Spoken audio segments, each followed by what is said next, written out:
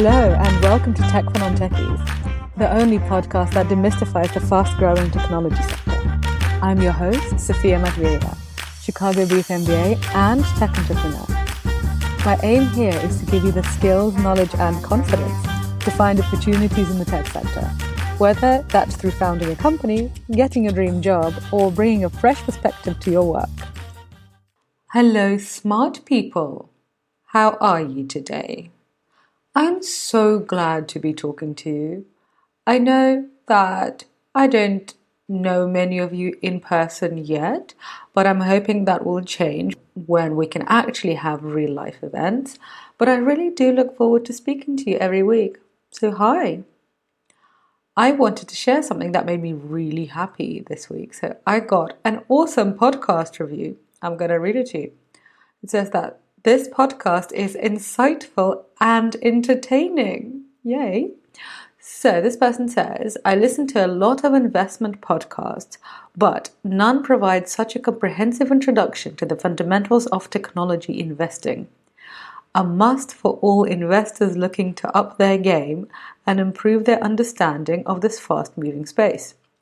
Now, I love this. And this is also really interesting because this podcast is actually not aimed at investors. So I think this really shows the message of essentially what I'm doing here is that technology is just permeating every part of our lives, and that whether you want to be a non-technical founder, I mean, that was the original audience, but our audience has now grown from non-technical founders to investors to people who are interested in the tech world because, especially since we've been sitting around at home on Netflix and on Zoom during the pandemic, we've seen just how much technology is impacting the way we work, the way we live, the way we interact. So I'm really excited about this podcast review, and I'm excited that more and more people are listening to it, and people who, I didn't expect from the beginning would be listening to it. Anyway, so it would make me super happy if you also left me a review. So leave me something nice. That would make me happy. I read the reviews and honestly, they just bring me so much joy. Okay, so what are we going to talk about today? So I was actually going to talk about something completely different, and I had written out my notes for the podcast that I was going to do. And it's actually really good and insightful, and I can't wait to teach you this stuff. But as I was writing it out, I was talking about products. And then I realized that here on this podcast, we haven't actually defined what a product is. And that's a fundamental concept. It's a concept that we define in the non-technical founders course. So let's define it here before we continue, before we get into a model. So when you think of a product, what do you think of? Do you think of an app? Do you think of a site? Maybe you think of an algorithm. I mean, given that you're listening to a podcast called Tech for Non-Techies, that would all be reasonable, but wrong. Such is life, my friends. So a product is a clearly identified solution to a people problem. So at the end of every single product, there is a person experiencing a problem. There is a person who essentially wants to do something. So for example, right now, I'm sitting at my desk and I'm a bit thirsty. I would like to take a sip of water. My thought process is focused on me and what I want. Yes, very selfish, but there we go. So I'm thinking about what I want. I'm not focused on glasses or on cups or on bottles.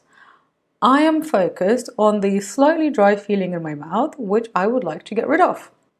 So you see how by definition, the solution is always secondary to the problem. Nobody wakes up thinking, today I really want to use a cup. What can I do today that requires me to use a cup? I mean, if that person does exist, they are in the crazy minority. And building a successful business on the needs of a tiny minority is very hard. unless they're all startlingly rich. And if you know these really rich, crazy people, tell me where they are, because they must have crazy parties and I would like to go once the pandemic is over, obviously.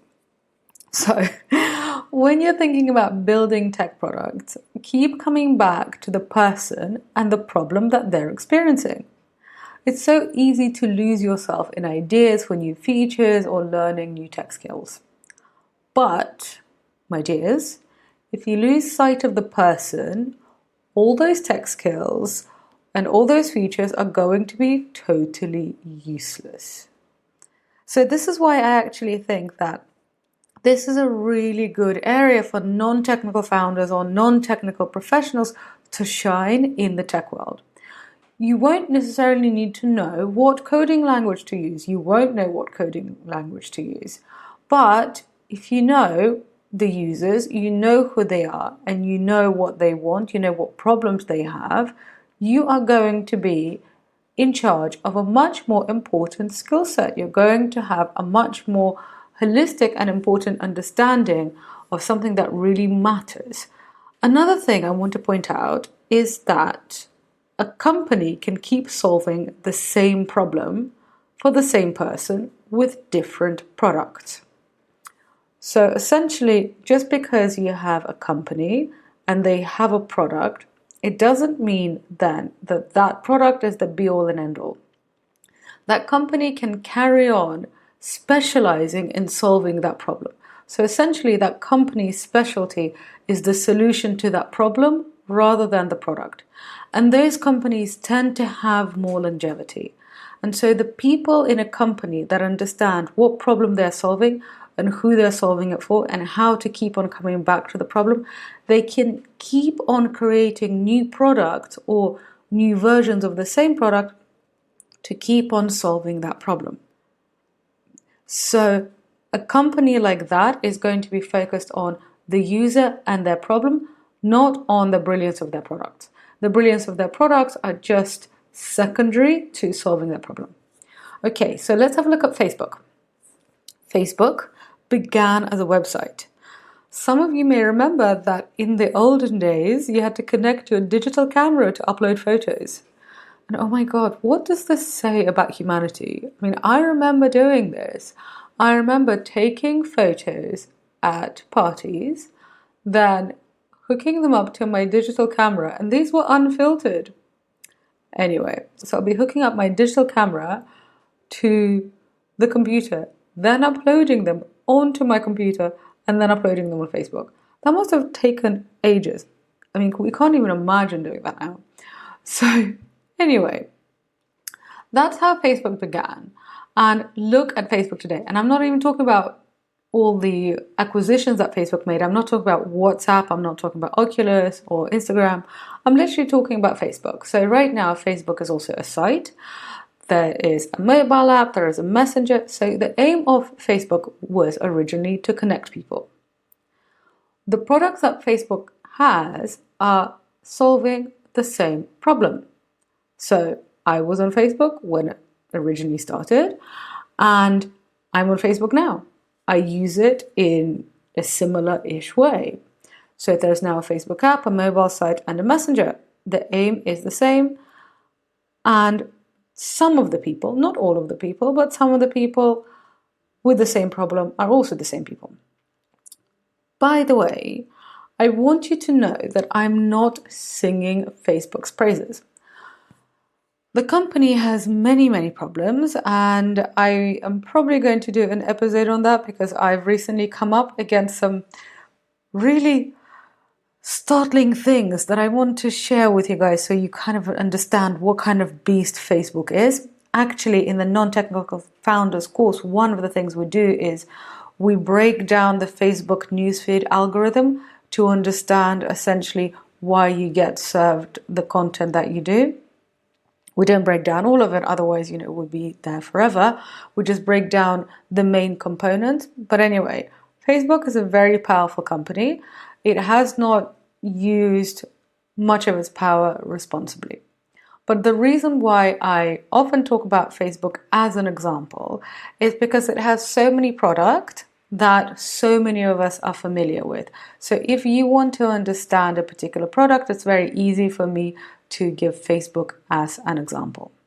And in this case, I'm using Facebook as an example to show you how a solution to the same problem evolves, so you can understand what products are. So, what are products? A product is a solution to a people problem. By the way, a company can also be a product.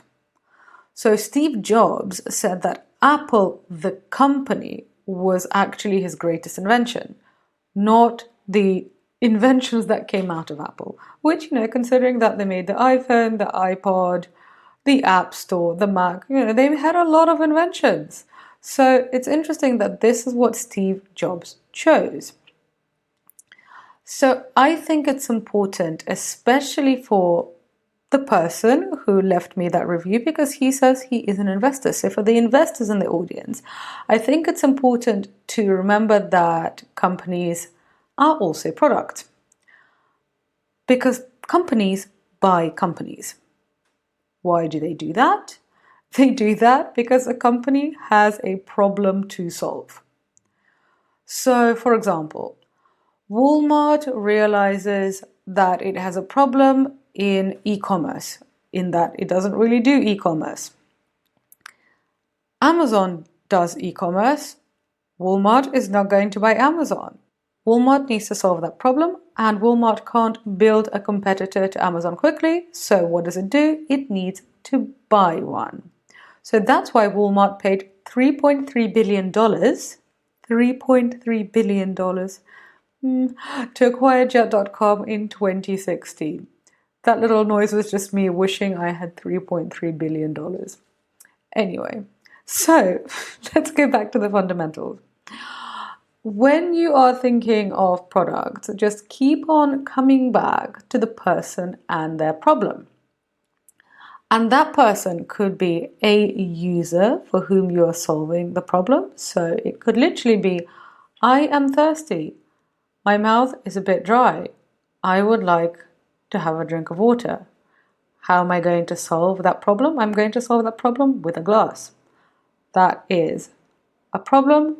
The glass is the product. That's the solution. The solution could also be a tech solution. So I am currently living in France. Most of my friends are not in France. Most of my friends are in other parts of Europe, in the UK, and in the US. So I need to connect to them via technology. What am I going to do? One of the things I do is connect to them via Facebook.